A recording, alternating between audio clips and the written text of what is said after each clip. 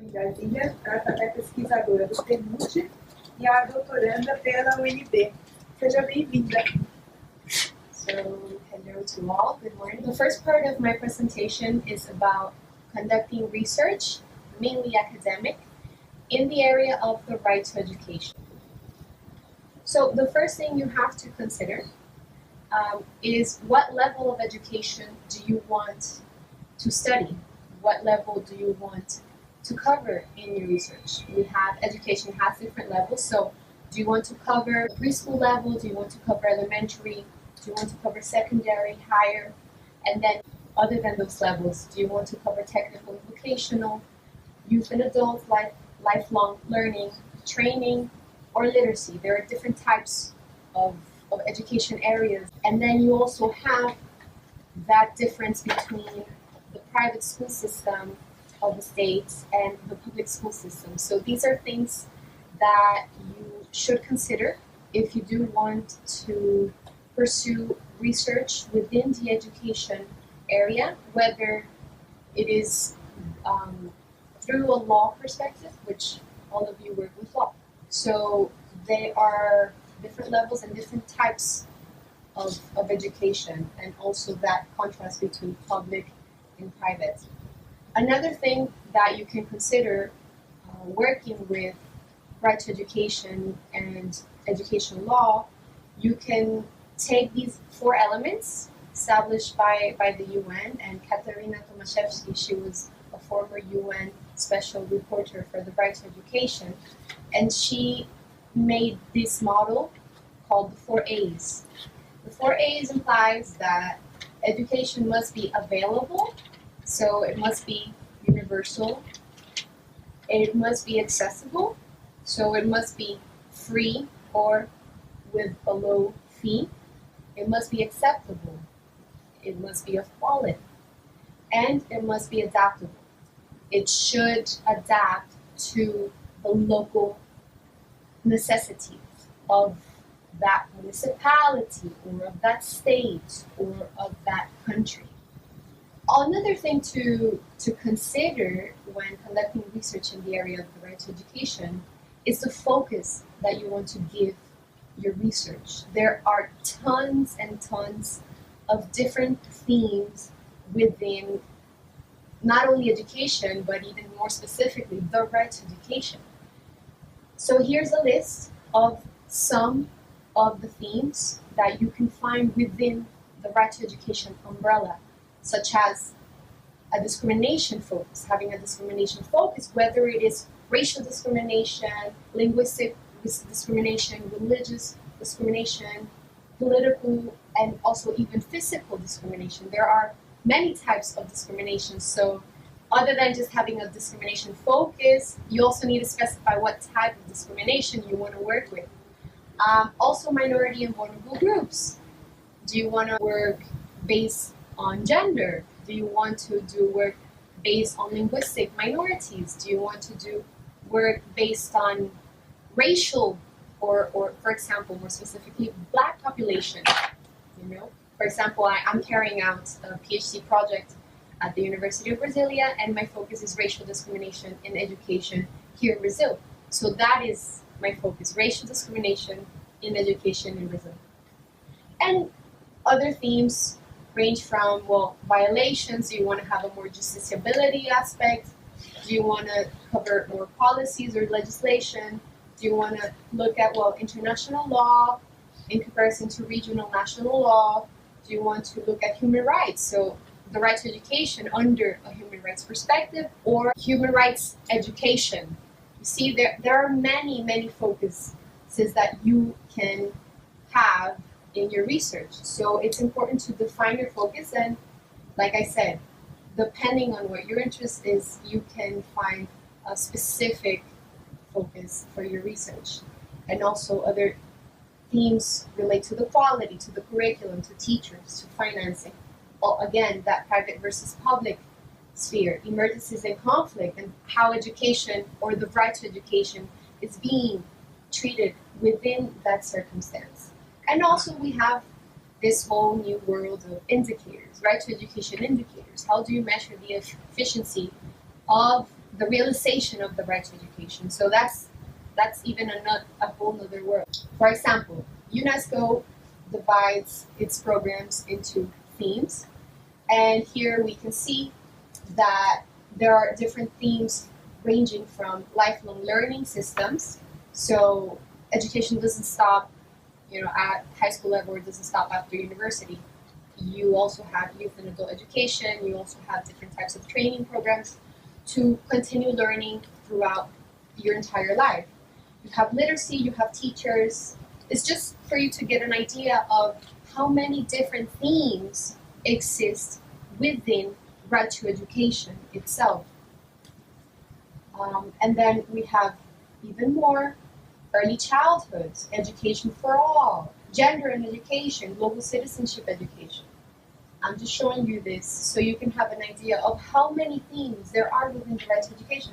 For example, HIV and AIDS education. That's within a right to education subject area. You have just more specific areas. Now, what type of legal framework do you want to cover? So, right to education is a right, it's a human right, therefore it implies legal aspects to it. And especially you that are law students or are law specialists, you must choose or work with different legal frameworks. So the basic legal framework to work with the right to education, you can work with constitutions, legislations, public policies, programs, and projects, whether they are official, private, confessional, or from the civil society, and also case law and the different organs that deal with education law. Now, today we can work at different levels. At what level do you want to work with in your research? Well, we have the international level. And if you want to focus your research about the right to education in an international level, you have to consider, well, what is the legal framework of the right to education at an international level? What is the international law on education that exists? The first instrument is the Universal Declaration of Human Rights. Then the most important one is the Convention Against Discrimination in Education, which is a treaty that is legally binding from UNESCO, and it focuses mainly on the right to education. It's the sole international treaty out there that focuses on education itself as a right. And then you have the International Convention, and also the Covenant, and also the Convention on the Rights of the Child, and the ILO Convention. So these international treaties are compose the main international legal framework of the right to education.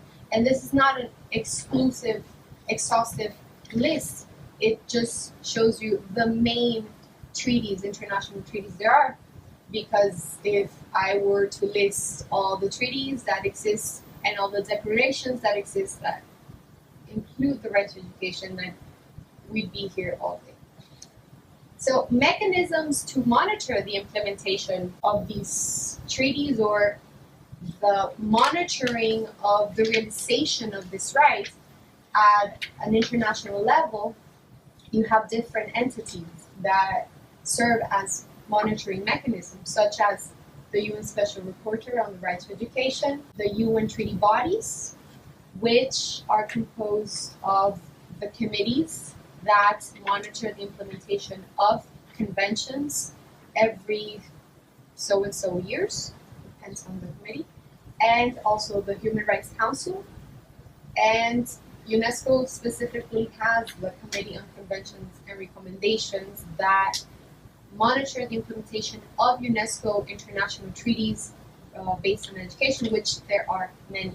You also have regional level. You have at a European level, as you can see, there's a list of different legal instruments that European members have ratified or must abide.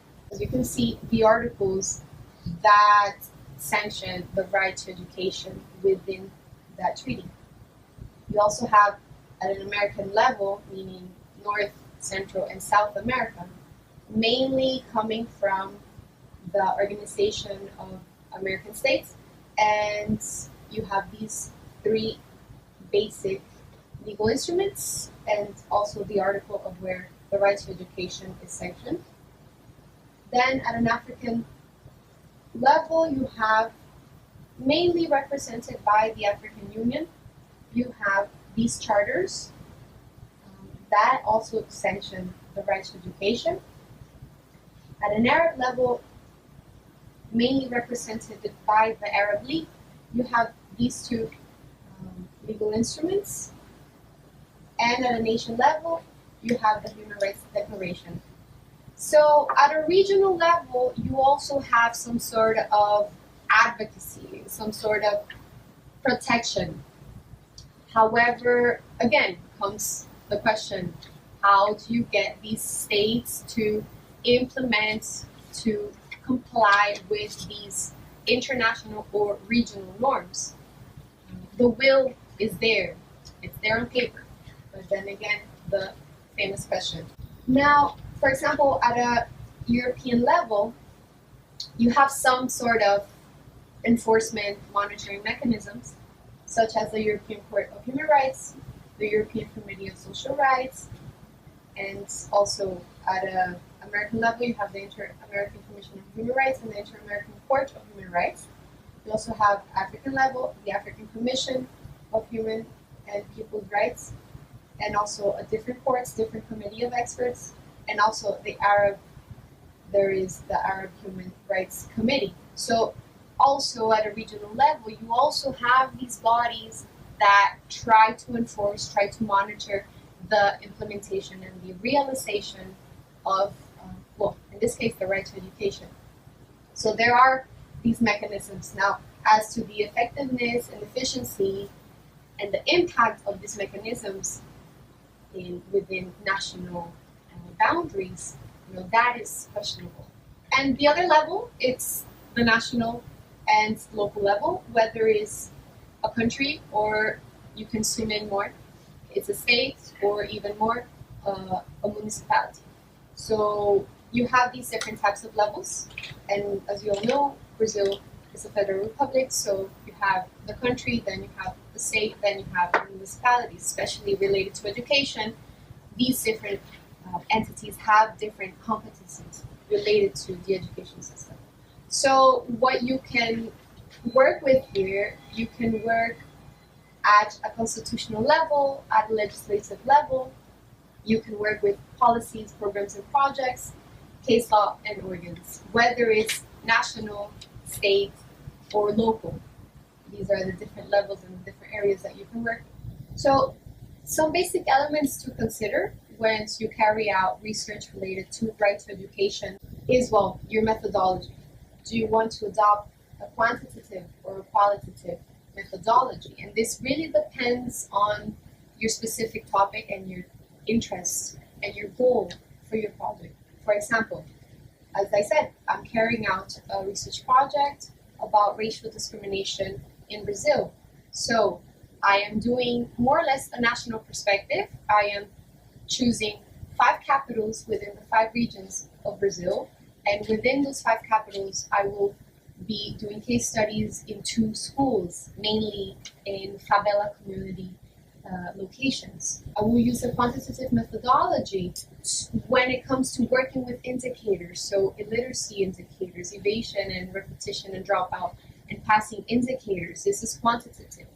But also I will use a qualitative methodology when it comes to interviewing teachers, conducting surveys, informally speaking with directors, and having meetings with the secretaries of education and also the Ministry of Education. Even though I am doing a PhD in law and I am therefore working with the right to education, I will use these 2 methods in my research. And also another element to consider as well, your theoretical framework and the perspective you want to give it. For example, by perspectives I mean, do you want to have a more conservative perspective? Do you want to have a more liberal perspective? Do you want to have a more critical perspective? There are these waves of schools of thought that, for example, critical human rights theory or South to South or even third world perspective. So what type of perspective do you want to work with? And of course, references.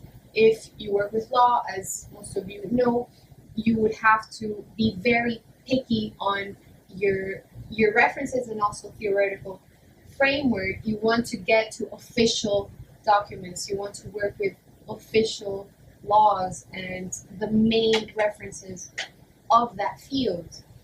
But you all should know that already.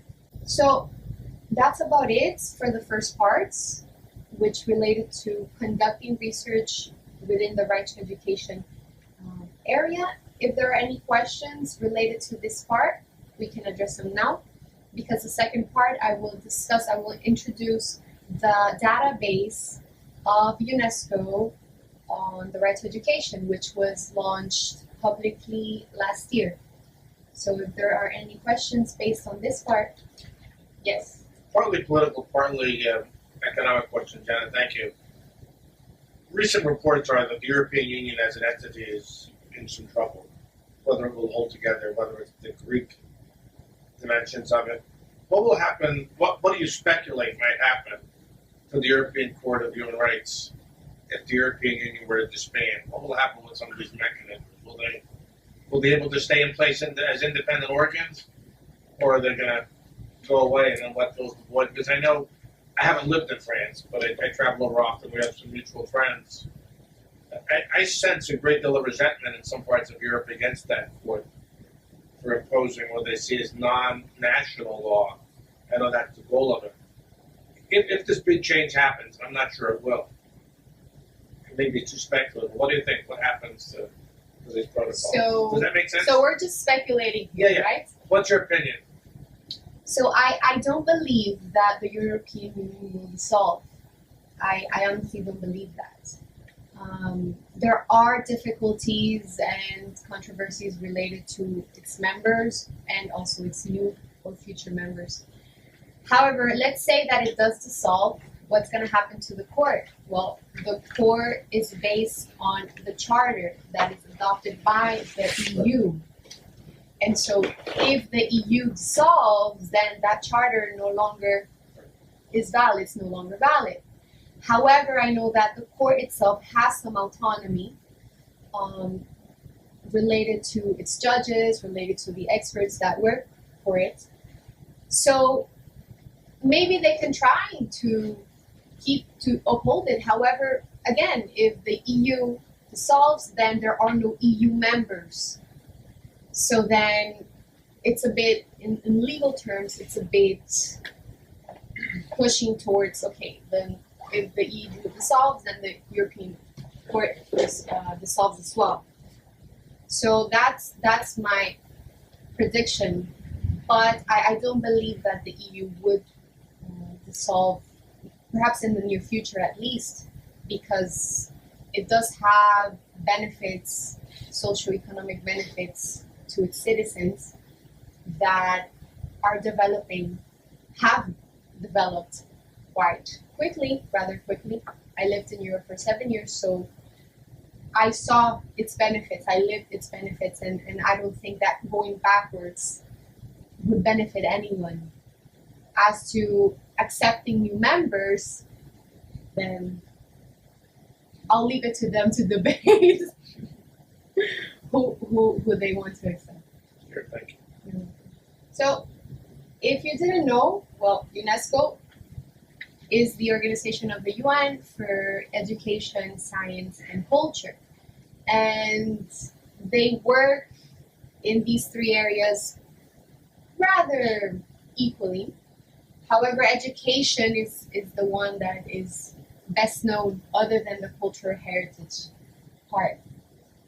So UNESCO launched recently the Global Database on the right to education because UNESCO has a program of the right to education, and the program has a main function to support the UNESCO Committee on Conventions and Recommendations to monitor the implementation of the UNESCO Education Conventions. And they carry out consultations. Now it's every 4 years to see how states are implementing these treaties. And throughout the years, we have gathered a lot of information coming from the government reports.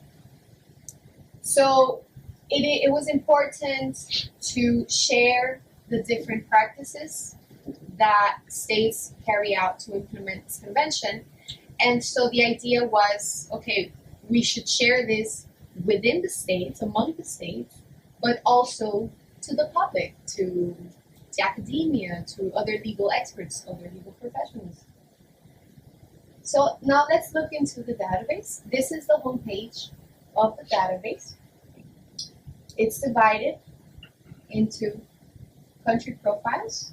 So each country has a profile. We have over 200 country profiles. There is also a library with a little bit more over 1,000 documents, which include constitutions, laws, public policy, so mainly legal documents. And also there are different research tools, and there are also related sites provided. So that's the home page. So let's go to the country profile page. You have the division by regions. You have an interactive map. You can click on the country and you can visit that country's profile. And as I stated, you have over 200 country profiles. So let's go and click on Brazil and see what we find out. So this would be the country profile page. Here in first sense, you have ratification status of the different international treaties. So you have UNESCO conventions, which are many, and other international conventions that sanction the right to education. So here you can see what Brazil has ratified from the UN treaties that sanction the right to education. Then in the monitoring part, we have the reports that Brazil submits to UNESCO to explain how they're implementing the UNESCO conventions. And you also have the concluding observations of UN treaty bodies. As we spoke about yesterday, the UN has special committees that monitor the implementation of certain conventions, and what these committees do is they analyze a report and they generate recommendations and observations. So here are the concluding observations that the committees have published about Brazil, specifically in the area of the right to education. Then we have the division of constitutional, legislative, and policy frameworks. And within the educational policies category, you may also find specific areas. So general information, education content and quality, education levels, education management, inclusive education, or just more information. So these are the sections of a country profile in the database.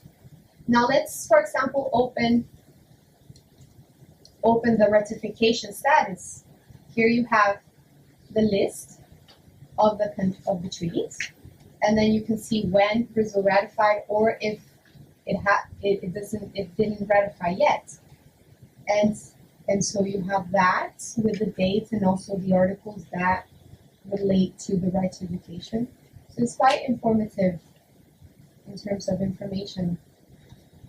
And also the reports. So for the 7th consultation, you can see the report that Brazil submitted back in 2007. And for the 8th consultation, which was the last consultation, you can see the report submitted by Brazil in 2012. And well, UNESCO also has a convention on human rights and peace and freedom. And well, Brazil did not submit, as you can see here, for the 4th and the 5th consultations. So if we open up the constitutional framework, what is it that you see? You see the Brazilian Constitution broken down into the articles that relate to the right to education. And so this information is basically copy and paste because it's legal, it's official, we cannot paraphrase such information. So it's really the information that is available in the Constitution. And also within the legislative framework, you have a similar scenario where there is listed the laws that sanction education as a right or just frame education within the Brazilian system. And you also have the article numbers and the norms that compose them. So of course, if you're working under a legislative perspective in your research, then this tool could help you access the information that you need right away in a more user-friendly manner. So the database also has search tools. You can specify your search by ratification status and monitoring, education policies, or just search by keywords. You can also be more specific and choose the theme that you want to search on. You can choose the region that you want to search on, and even you can choose your country. So this research tool is going to help you also narrow your research. And the library has over 710 documents, mainly constitutions, laws, decrees, policies, programs, and there are different languages, and each country should have its basic education law documents. And again, it's all official documents. They are official documents. So that was the global database on the right to education. Now, who is the audience that this database was conceived for? Well, mainly UN agencies, UN human rights treaty bodies, and the special rapporteur, because it stores, let's say, all the information that these professionals would need on their daily work. Also, we want permanent delegations of UNESCO, we want ministries of education and national commissions to work with this database also on their daily work. And also teachers and professors, researchers, students at any level, well, starting from high school and all the way to postgrad, and lawyers and legal professionals could use this database as well. NGOs, civil society, and partners that work in the right to education area can also use the database. The general public, why not? People, citizens have a right to know the rights and to know what their country offers them in the realization and protection of this, in this case, the right to education. And of course, you are also a potential audience to use this database on the right to education, and we encourage you to explore it. So yes, do explore it, use it, and share it. And you can also help UNESCO improve this database. You can write to education@unesco.org to send them your comments or your suggestions about the database, if you have any, after you have explored it. They are more than welcome to hear your voice, to hear what you have to say if you do have any relevant suggestions or comments. So write to education@unesco.org, and they will take those comments into consideration. And this is the address of the database.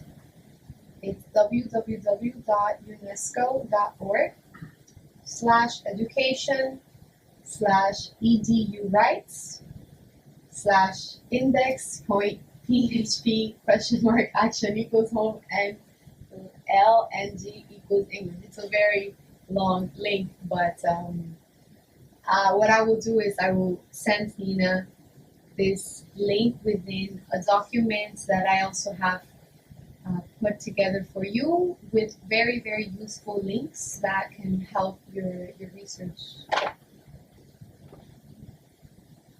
So yeah, please visit the global database on the right to education, and it was launched last year in September, and it has been worked on for over 2 years. And finally, it was launched last year. And they're still working on developing it and adding different sections, such as having a justiciability section, so having case law examples worldwide stored in this database. So yeah, this is my contact information. Now I will open to questions based on the database or any other questions related to this area. Thank you.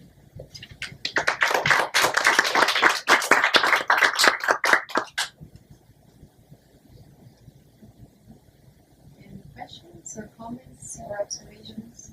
How many of you are, so if you're not going to ask questions, I'm going to ask. Or Just as you look at the database, you've worked on it and worked within it, what grade would you give it for being as inclusive as it could be? Are there areas where you would suggest some improvement? Or are you pretty satisfied with where it is? So, satisfaction, I would say it's good, covering the basics. Now, of course, it can improve. However, having a global database is not an easy job. You have over 200 country profiles, and each profile encompasses constitutional law, legislation, public policies, ratification of international treaties. So there's a lot of information, and we have to be very careful with the information that is published because it has to be official. So doing that for over 200 countries is a huge job. And one of the biggest challenges that such a database would face is keeping it updated. Since legislation and policies, they change with when the government changes. So that's why the monitoring consultations help feed this database, and that's why we invite also member states and the general public to contact the Right to Education program in order to help them keep the database updated. So that's the biggest challenge that they have, and I know now that they are working on it, as I stated before, to develop an area of storing case law examples. So having justiciability or case law library in the database. Yes. You mentioned that your research interests are on racial discrimination in Brazil, which I find really interesting. I'd like to talk more with you about that. Mm-hmm. Does that research connect back to your work in UNESCO, or is this a totally separate project, or is it something UNESCO is very interested in right now? So my PhD project was born out of my professional experience at UNESCO and also my master research project. In my master research, I covered how a couple of Latin American countries implement the UNESCO Convention against discrimination in education. And there were 5 countries. I did a comparative analysis, and that work is published as well. So from that, taking it from a legal perspective and also with the professional work that I did in this program, I felt the need to go on the field because my experience was international. My experience, sometimes I even say superficial, because you work with legislation, you work with information that is on paper. And yes, you can do a comparative, you can identify legislative gaps and so on and make recommendations and see how they're implementing the international norm. However, again, I felt the need to go on the field, and I wanted to go back to Latin America, perhaps work in different countries for this project. But in the end, everything just led to Brazil. And so I had drafted a project about the justiciability of the right to education, because there are some schools that believe that economic, social, and cultural rights are not justiciable versus that they are. So I wanted to do that, studying Brazilian case law on the right to education. But that was a project that I drafted when I was outside, still when I was abroad. When I arrived to Brazil, I saw the reality of the country, and I started to do some research as to what are the critical areas that Brazil needs work on, needs support. And the racial issue, racial relations in Brazil, not only in education, is perhaps the issue that impacted me the most. I'm not going to say it's the most important one, but it's very, very, very important. And it was the one that was in my face, you know? So I had to embrace it. And so I drafted a whole different project. And as I explained before, it's about racial discrimination as a challenge to the realization and enjoyment of the right to education of the Black population in education. So yes, it derives from that experience. I applaud going after your passion. That's what I tell my own doctoral students. But if I heard you correctly, you said it maybe is not the most important issue. If you have to identify what is the most important issue in this area, if your topic is not, what might you say? In the right to education area. Well, in the right to education, I would say that is the most important one. In Brazilian society, maybe it's not the most important for some. Maybe there are other more basic, for example, economic issues that don't have color that need to be resolved, and also political. But in the right to education, in education, that is the main issue that I see, and that is linked to quality, that is linked to regional differences, that is linked to inequalities, that also reflects in society. So Where does gender fit in there?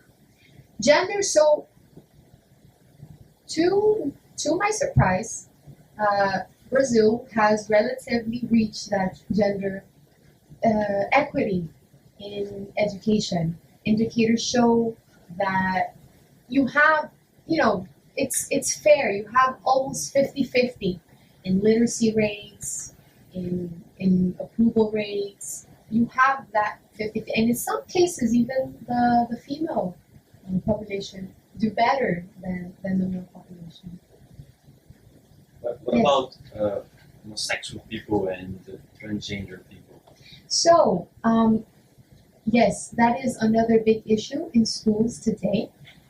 I've already conducted on the field research in Rio de Janeiro, and parallel to the racial factor, what teachers and directors and students are being challenged with is also that issue. Homosexuals are being harassed by their classmates and also discriminated against by professors. So that is also a very important issue. But for me, from the research I've done and from my experience, I see racial discrimination in a country such as Brazil much more important.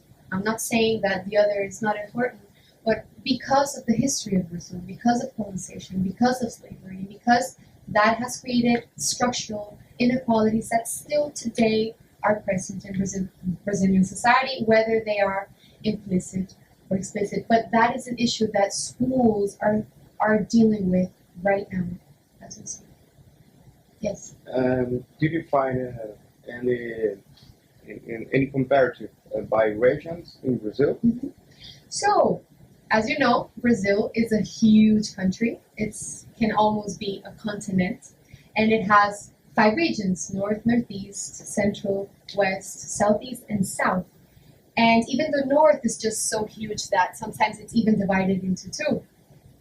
So, as you may know or may not know, the Black population, the mestizo population, which in Portuguese is pardo, and the white population and indigenous population, you don't have unequal distribution throughout the whole regions. In the north region, you have more indigenous population and some black, and also some mestizo. In the south and the northeast, you have more black and mestizo.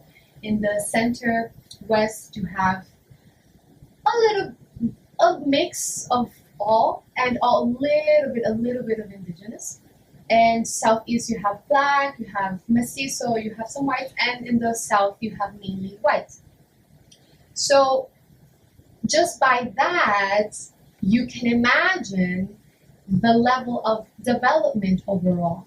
We know that the south of Brazil is more developed, and also the southeast, in comparison to the north and the northeast. And so that reflects also in education. Where are the highest illiterate rates in Brazil? Does anyone know? In the northeast. What is the population that is more comprehensive there? The black population and the mestizo population.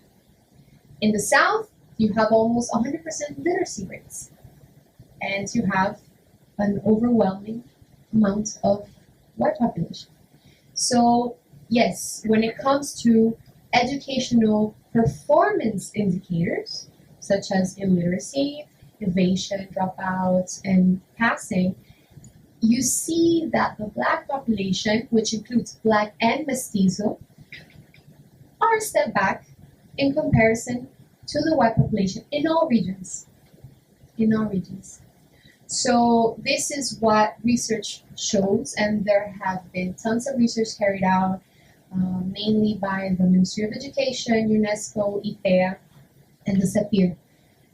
They carry this research out with the racial factor focus, and so that is actually the part that is quantitative in my methodology, working with those indicators. And so I will visit some capitals to see if the reality is compatible to what those numbers are saying. But for sure, you have inequalities all throughout the country based on race and based on region, which goes down to the racial factor.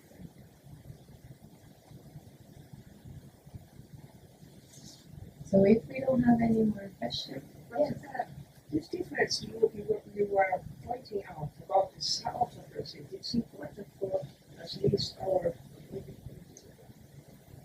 our guests? our guests here to know that the problem if this is a problem, the south part of Brazil has a very small black population because it was colonized mostly after the slavery were abolished in Brazil. So it's not a case that they are not allowed to live there, because maybe some people say, well, the south of Brazil there are not Only whites. yeah Yes, only for whites sure. because the black people are not allowed to live there. That's not true. No, that is not the case. That is not what I'm saying at all And either. also, it may be that this European heritage, because it was the Europeans that were counted to colonize the south of Brazil, has some explanation about these differences. Yes, for sure. It goes back to colonization. It goes back to that, and it goes And back also, to I slavery. would say that in the south of Brazil, there are very, very peculiar kind of discrimination. For instance, I have a family, part of my family is from the south of Brazil. When my nephew was born, he was white with blue eyes, and then the family said, "Oh, terrible! He's a Polish. It's terrible because in the south of Brazil, the Polish people are the lower discriminated, are the lower people in yes, you have Eastern European yes. nationalities, descendancies that are discriminated to have there. access to education. So I would say that in Brazil, this right of education and the issues about race problems, it doesn't mean that we don't have all the problems you mentioned, but it has very peculiar Yeah, it has many varieties. varieties in every different part of the country. Yeah, an objective of my research is to point out these diversities, you will have a different case in the south than you will have in the north than you will have in the northeast. So Brazil is full of diversity, and so the right to education has to be more comprehensive in embracing these diversities. So if there are any more questions, thank you for your attention and your time.